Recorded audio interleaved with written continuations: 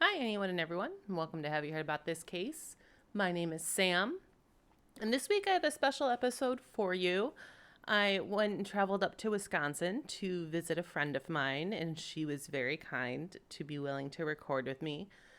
So my audio is a little bit different. Just want to give you all a heads up. It's a little more echoey because we were in a different location. I didn't have my normal setup, but I'm very excited for it, and I hope that you all enjoy. Let's get right into it.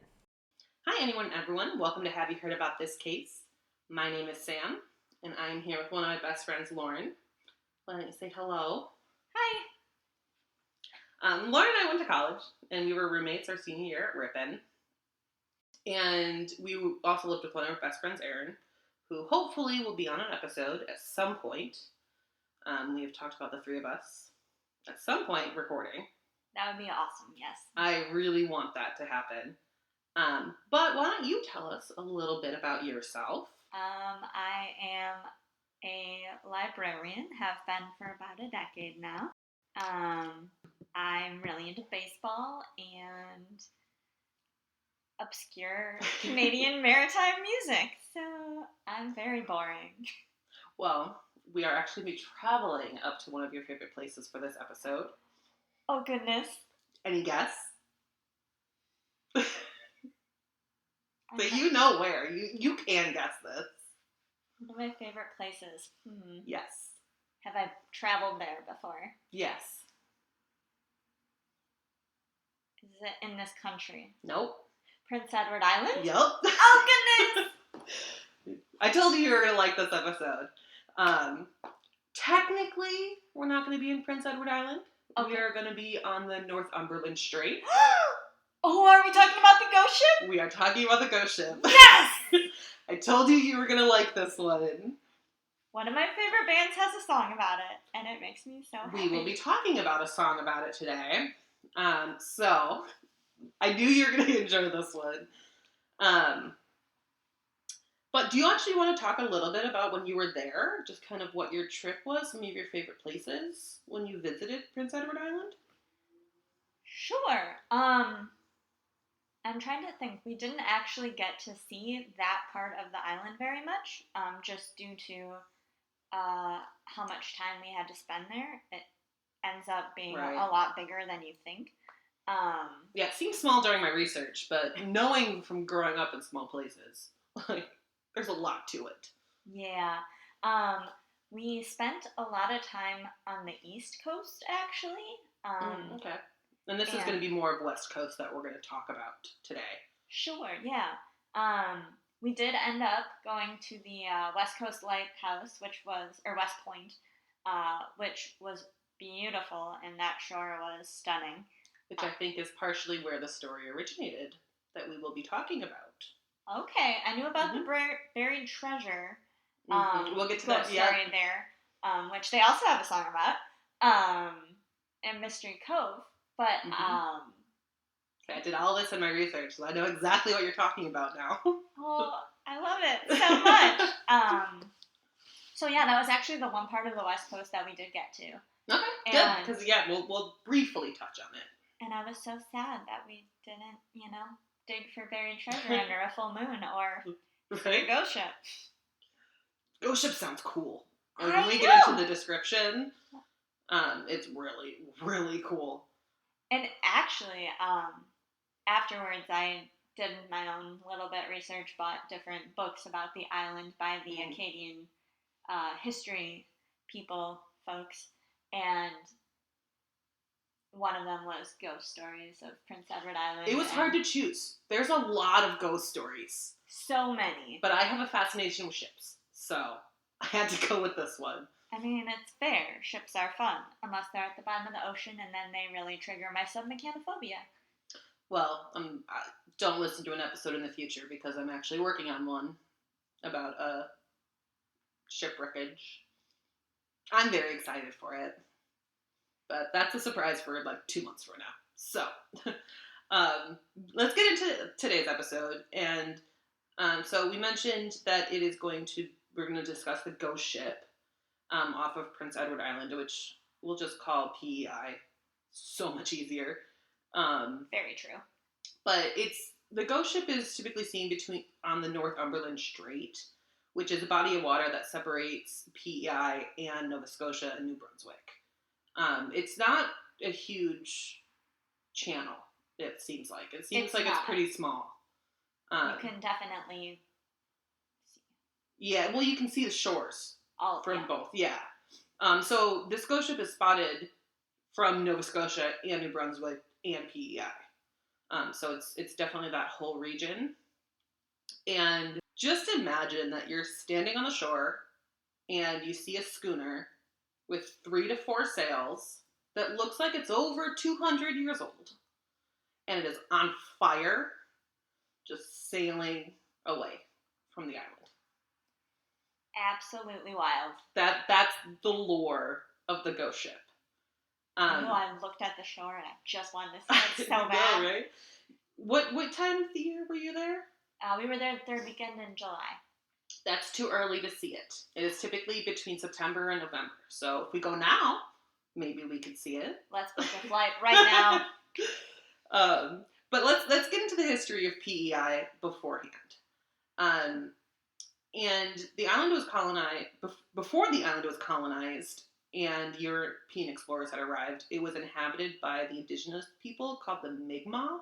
Mm-hmm. I believe that's how wasn't sure if that's how I pronounced it or not.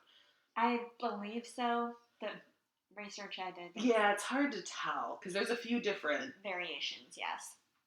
But they call the island Epawick, I believe is also how you said that. I have a song that will tell you how to say it. When I was looking this up, there was no phonetic spelling of it.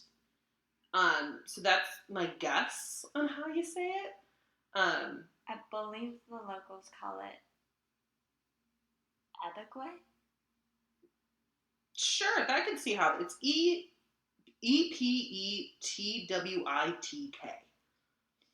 So that's what I know. But that translates into resting on the waves. So it's a fitting name for the island, which at that point doesn't even sound like it was technically an island. The waters rose, which then turned it into an island. But in 1534, Jacques Cartier discovered the island. He was a French explorer. But at that point, he wouldn't settle there, but he wrote about it, and he talked about how gorgeous it was going there. And Europeans wouldn't actually settle there until the mid-1700s, and initially it was the French who settled there. The Acadian community. And it sounds like they really struggled being there, because it's a very dense forest, and this is pretty decently far north. Like, technically speaking, it's like southern Canada, but it's north. It's cold, it's snowy, and it's very temperament comparable to current Wisconsin. Yes. Mm-hmm. And you all know I talk about Wisconsin a lot on this show. So, yeah, not the most friendly winters if you're not established. Exactly. And the forest was so dense that it was hard for them to go inland specifically. So all the farms were lined up along the shore, which means they also didn't need roads because they traveled by canoe everywhere at that point. So there wasn't a whole lot of infrastructure going on. Even currently on the West Coast, there's not a lot of infrastructure. They still have the red dirt roads. Yeah. Oh, yeah. See, I didn't get too much into current history because it's not as relevant for this. Right. But, But that's interesting. I can kind of imagine that, though, after seeing some pictures and things. You also have no GPS or anything out there. You are... Oh, really? I guess I'm not too surprised. Yeah. I've been to places like that in the UP where it's like you got nothing. Very true. Mm-hmm. Like we're saying, it's very Wisconsin. Right? You feel like home. Exactly. But in 1758, the British came and they wanted PEI for themselves. So they evicted the French, and it was officially awarded to the English in 1763 at the end of the 7-Year War. And it became an English territory officially at that point.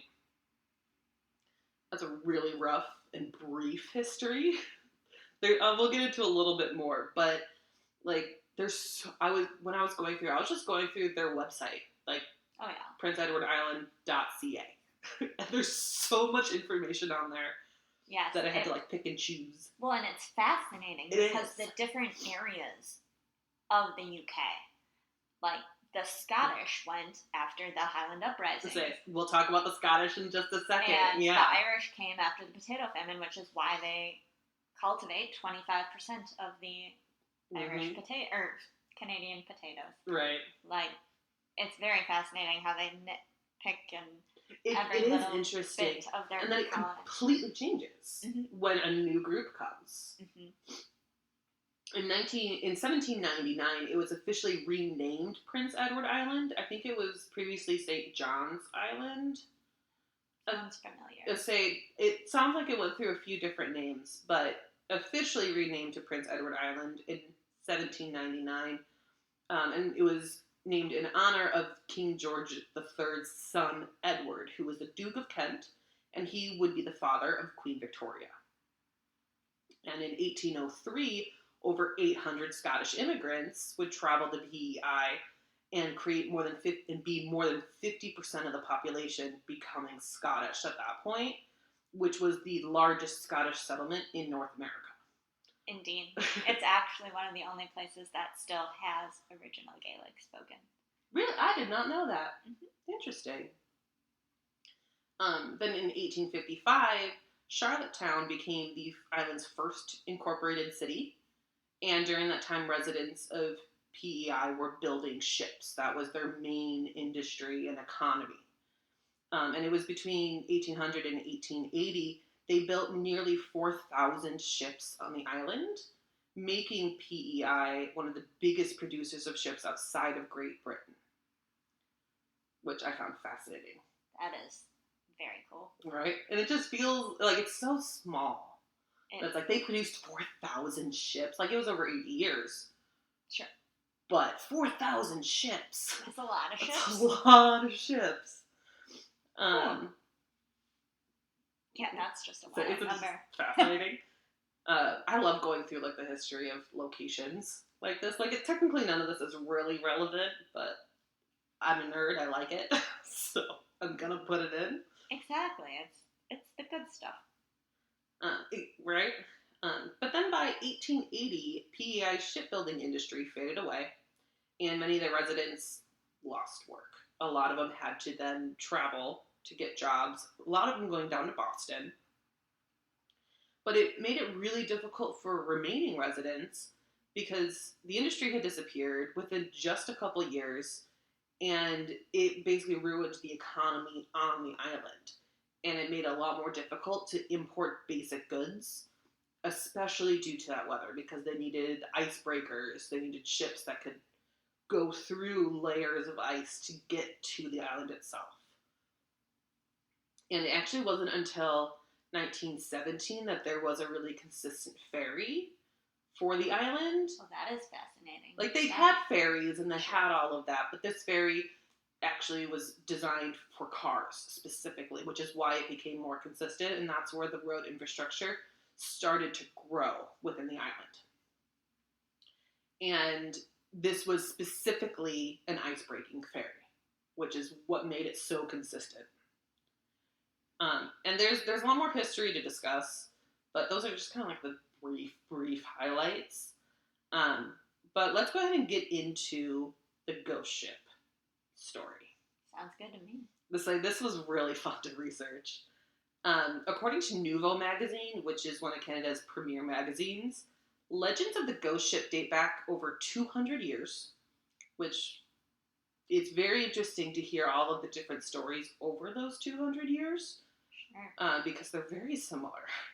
A lot of them are very similar. There's a couple of different things, like such as the sails. Sometimes it's reported as 3, sometimes it's reported as 4, but it's always one of those two, in reality. But the first legend dates back to 1786. The first story of seeing the ghost ship. Okay, that makes sense. And according to the magazine, one of the more well-known stories comes from the year 1900 when a group of sailors saw the ship on the horizon burning, and witnesses say that they could actually see people climbing up the mast in an attempt to escape the flames. Oh, that's a chilling thought. It's very chilling. But these sailors who were on shore immediately got in their rowboats and went out to the ship, but it vanished. It just disappeared when they got closer. And so it's like, no, that's the big story that kind of got everyone's attention with kind of how terrifying that thought would be. Yeah. And according to CBC Radio Canada, the ghost ship is most often seen between September and November, and before northeast wind. Okay. And so that's kind of, there's this, I don't remember the specific name for it. There is a name for basically November in ship terms in that general area. And they talk about it in the Great Lakes a little bit. I wish I could remember the name, but it's like really treacherous conditions. Well, yeah, like the Edmund Fitzgerald. That's what I'm thinking of. Yep. Is there's a specific term that they use for that period of time because it's very, very treacherous on the waters. Yeah, I wouldn't want to be caught up in. Right. And the first sighting, as I mentioned, was in 1786, and that was seen by the lighthouse keeper. At the West Point? I believe so. A couple articles said specifically West Point, where it was like, we think they're referring to West Point, and then some just never mentioned it. So my assumption is there, but there could be another lighthouse. I don't know. But he said that he saw the ship crash into the rocks below the lighthouse and then change direction and sail off towards the horizon during a big storm. And that was supposedly the first sighting of the ghost ship. Fascinating. Okay, right? I never heard that one. There's 2 or 3 sentences ever mentioned in like each of the articles that I've read, and they don't like have any more detail on that sighting. But it was also from 1786. Sure. So they probably didn't write it down as much. But then another interesting story comes from a man named Richard Toms. And this is much more of a modern sighting. It was mentioned in an article in a magazine named Enchanted Living. And the author of the article, Regina Hansen, personally knows Toms. So this has to be a modern sighting, but she didn't give a year of when Toms would have seen this. But he said that he saw the ship while crossing the bridge that connects PEI to the mainland, and that the ship was, quote, was illuminated, quote, from stem to stern with white lights, an apparition in the water down below. A very large ship appeared suddenly out of the mist below the bridge ahead of me, floated silently like a white ghost out of the night. And then he said, I looked in my rearview mirror as I passed it, and it was dark and empty. As if, like, he saw it ahead of him, and then when he looked in the mirror, it just disappeared. But there's a ton of origin stories of where the ghost ship came from as well, because no one actually knows, which to me is the most fascinating. Oh, for sure. Like, where did it come from? How did the story originate?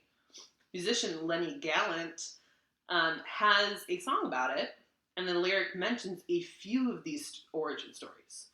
It's a very good song. I will link it in the show notes. I actually was listening to it on my drive up to you today. I listen to it a lot. It's a very good song. It's a very, very good song. It's in my Shipwrecks music playlist. It's called Tales of the Phantom Ship. And in the last verse is when he really kind of breaks down what it could have been. So he talks about it being potentially an immigrant ship and having Scottish people on it coming in, and then it basically being lost at sea was kind of his first explanation. But then it talks about an American privateer, which is essentially like a warship at that point, and how the specific quote is, the plundered innocent harbors here, basically saying like he's attacking anything in the area. That's what he's referring to. And then talking about how it could be the Acadians on the ship and who were pushed out of PEI, and how they ended up drowning at sea. But that, like, no one really knows. So fascinating. It is, and I like how he formed it in the song too, because it's like, this song is just beautifully written. It really tells the story of the eyewitnesses who say they've seen it, and then go into like, well, what could it be? Highly recommend it. But that's only a couple of like the theories and sightings. This one was fun. So one of the big theories is that it was a ship that was sailed by Captain Kidd. Oh yes, I do remember reading about that. We're gonna go into history of Captain Kidd because I went down a rabbit hole. I went down a few rabbit holes with this research. So Captain Kidd was a Scottish privateer, and he sailed in the late 1600s. Okay.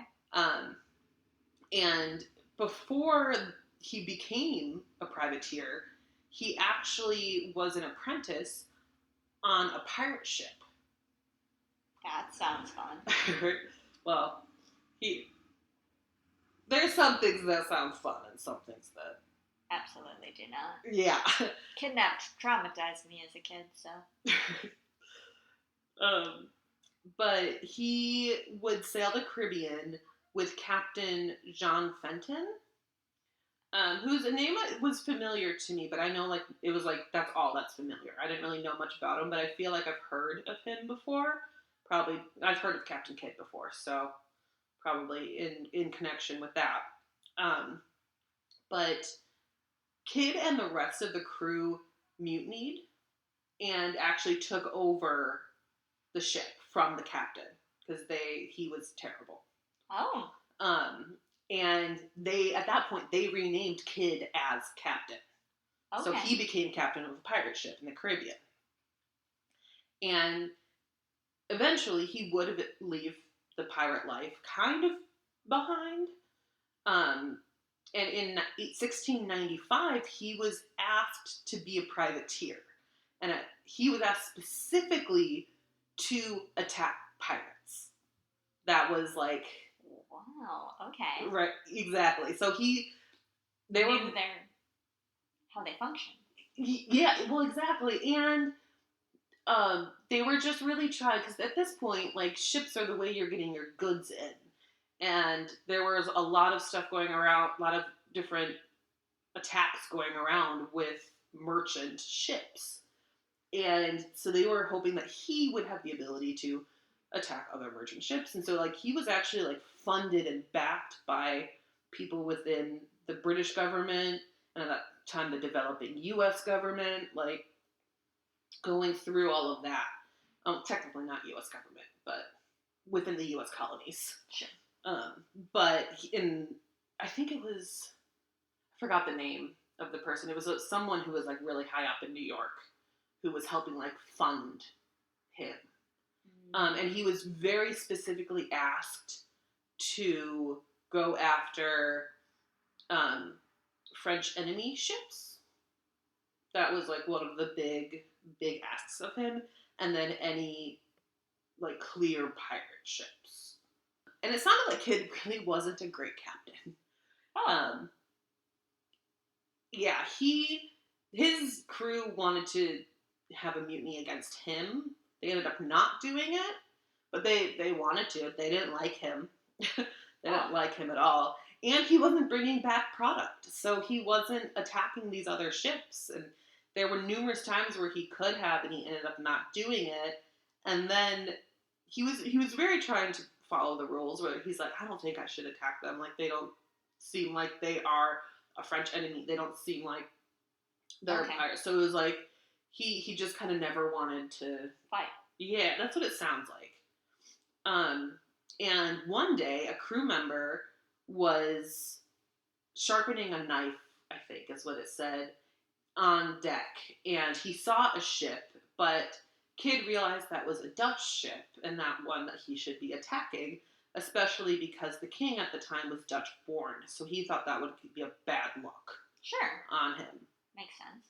And so Kidd calls this crew member who's trying to tell him you should attack a lousy dog.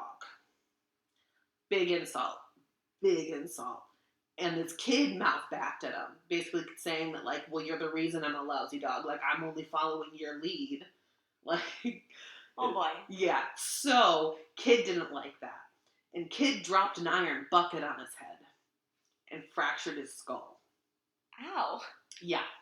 The next day, this crew member died. Oh. And Kidd wasn't really worried about it, even though it was illegal at that point. Like, captains could get away with a lot when it came to their crew members and how they treated them. Sure. Killing them is not something that you typically get away with. Seems like it should be frowned upon. Yeah. But Kidd's response was like, I know people high up. Like, they're gonna be fine with this. Like, I'll get it up. This is no big issue. Let's just forget about it and move on. And so Kidd's really not doing a great job as captain. He's not attacking ships. He's not getting products. Because part of it is, like, he needs to be attacking these enemy ships that are carrying products to steal them. Like, that's part of his agreement with these backers and these funders. But there was one point when he finally did attack a ship. And this was an Indian ship loaded with a lot of valuable merchandise such as silks. Ooh. So, like, big money stuff for the late 1600s. And this ship in particular had actually reached an agreement with the French, who he was supposed to attack enemy ships of the French. But this one worked in agreement with them and actually purchased a pass to travel through from the French. So they were, like, clear, good to go. And Kidd attacks them. Yeah. So that didn't go over well at that point. Kidd's reputation immediately turned into the fact that he's a pirate. Like, it went from he's helping the government to he's a pirate, and now he needs to be arrested and apprehended. Yeah. So apparently, like, he was referred to in paperwork and stuff, saying that naval commanders had ordered apprehension of Kidd and his accomplices for notorious piracies, is how it was written. That's fantastic. Notorious piracies. And Kidd would actually be arrested in Boston in 1699 after he was lured there by the New York governor, who I think was a buddy of his or something. And the governor told Kidd that come to Boston, I'll grant you clemency for your crimes. How could Kidd fall for that? He did. If he's the governor of New York, how would he save him in Boston? Well, I think that at the time the governor was just in Boston. Got it. And so he's like, come to me, I'll grant you clemency. Okay. But instead, he had him arrested. Best friends. Right there. So after his arrest, they tried to get Kidd to talk, to see who his backers were. Because at that point, no one really knew. But he was quiet. He didn't open his mouth. He didn't say who his backers were. And so he went to trial. And he went to trial for killing his crew member and 5 counts of piracy. Oh boy. Yeah. He was sentenced to death. Fun! So he was hanged in 1701, and the first time didn't work. Oh no. The rope snapped. Oh gosh. Yeah. So within minutes they had it reset up. But like there were people, because this is back in the day when like people go watch an execution for fun. That's their entertainment.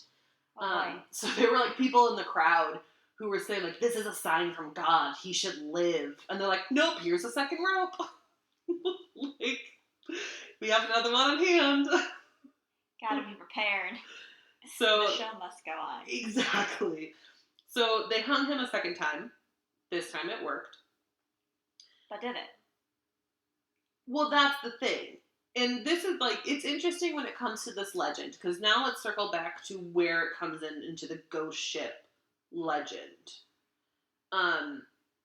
He supposedly, but part of his own legend is that he had buried treasure on Oak Island. That's where Oak Island treasure comes in. Okay.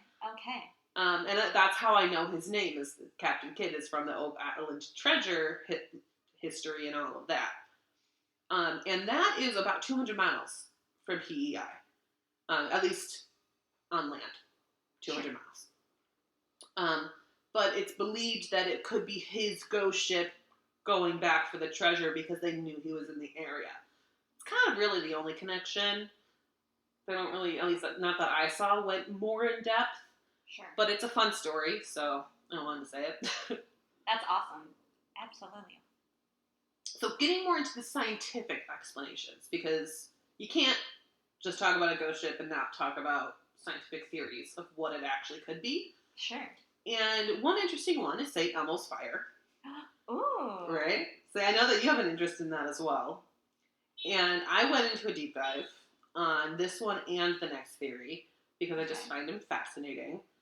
So St. Elmo's fire, according to CNN, is a bright, sudden flashes of apparent lightning that can kind of dance across the sky. And it's typically when thunderstorms are nearby. But it's a specific phenomenon.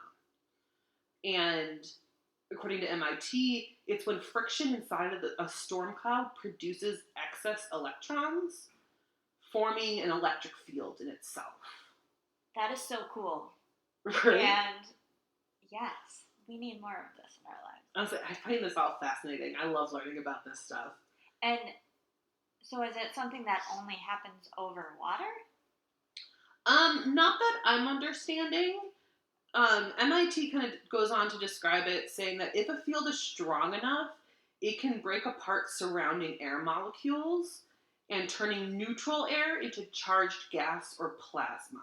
So it doesn't necessarily sound like it has to be over water, because it is something that really is solely happening in the clouds. Okay. But you know how they work off of each other. So right. I never saw that specifically explained.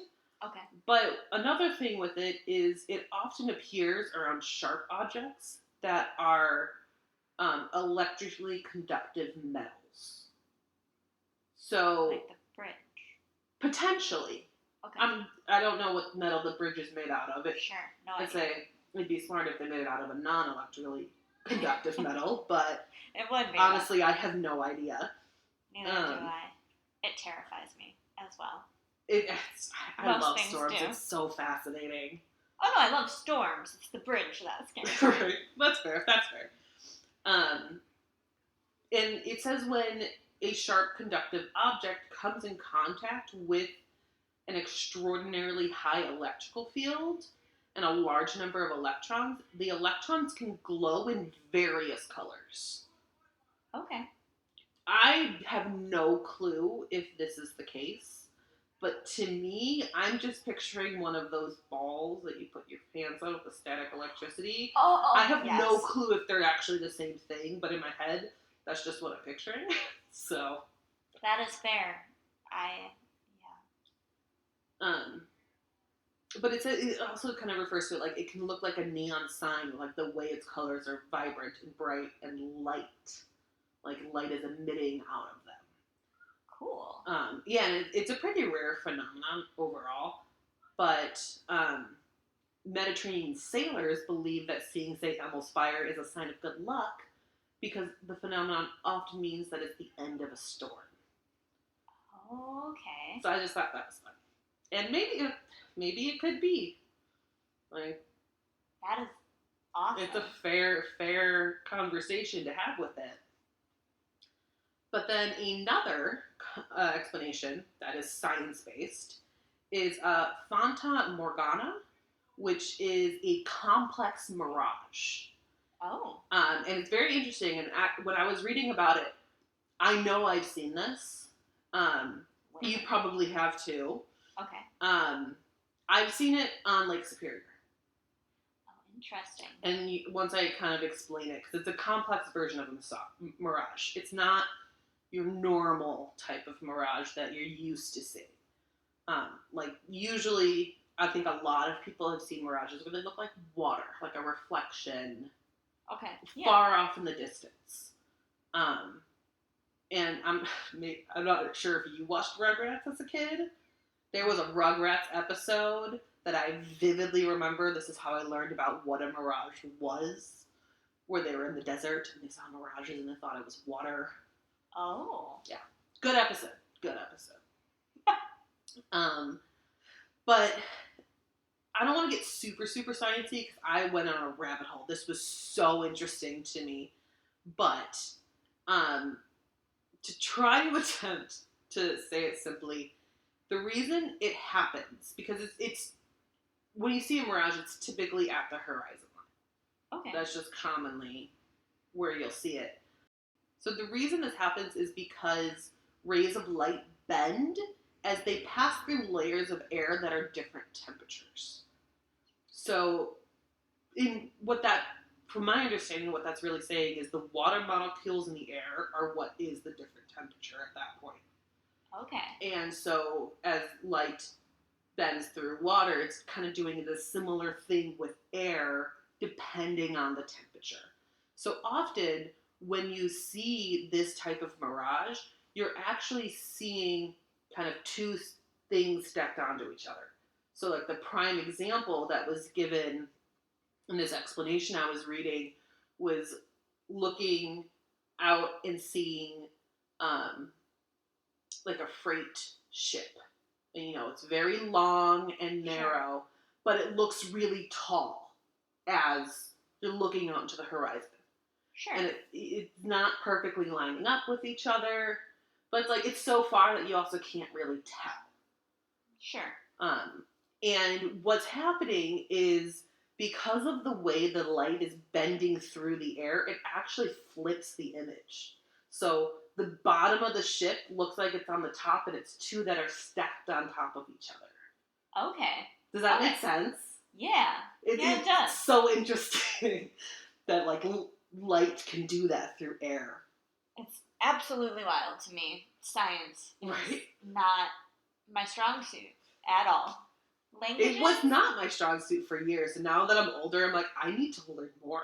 I should, but history and languages are my things I can do.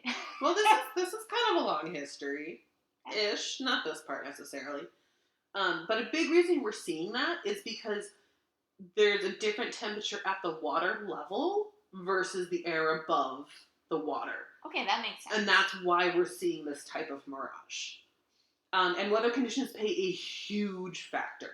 This is usually seen in areas where it is much colder, often when there's ice on the water. That's when it's most common. So being up in Canada kind of makes sense. Sure. Colder a lot of the year. And it's regions that really can have that different layering temperatures. That's the biggest factor to what makes this happen. But again, that's just a theory. That doesn't necessarily explain the whole on fire piece. Sure. But it explains that you might be seeing something weird. Right. And maybe mistaken. Interesting. The orange of the fire is what's kind of odd with it. And because that is a key part of every telling. Mm-hmm. But there really isn't an explanation for what the ship is. There's no explanation to what the name of the ship is, what ship could be missing. Because there's so many ship manifests that are available from around that time. Sure. They don't know. They have no clue where this ghost ship could have come from or who would have been on it. That is so cool.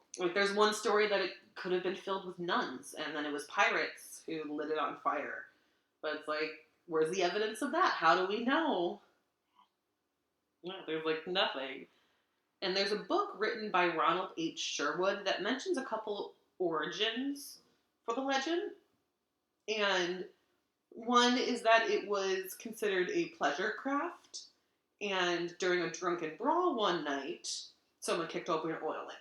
This sounds very Wisconsin. Sounds very Wisconsin. Sounds very Scottish. Oh, yeah. That too. And then another theory is that it was an immigrant ship that sailed off course and was struck by lightning. Oh, that would be such a sad ending to your story. Right? To be so close and then be like, yeah. Storm, you're dead. But that's, like, there's no other real explanations that seem to have any solid historical evidence behind it. Do you have any thoughts on what you think it could be? You know, I don't, but I would like to think it's more about a privateer.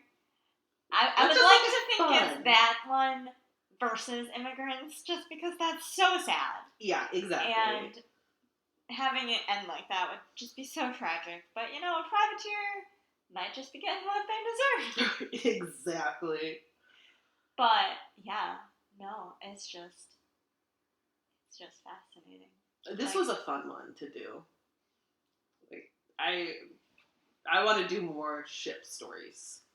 I can see this definitely going in that direction. I've been planning it for months, actually, an upcoming ship story for November.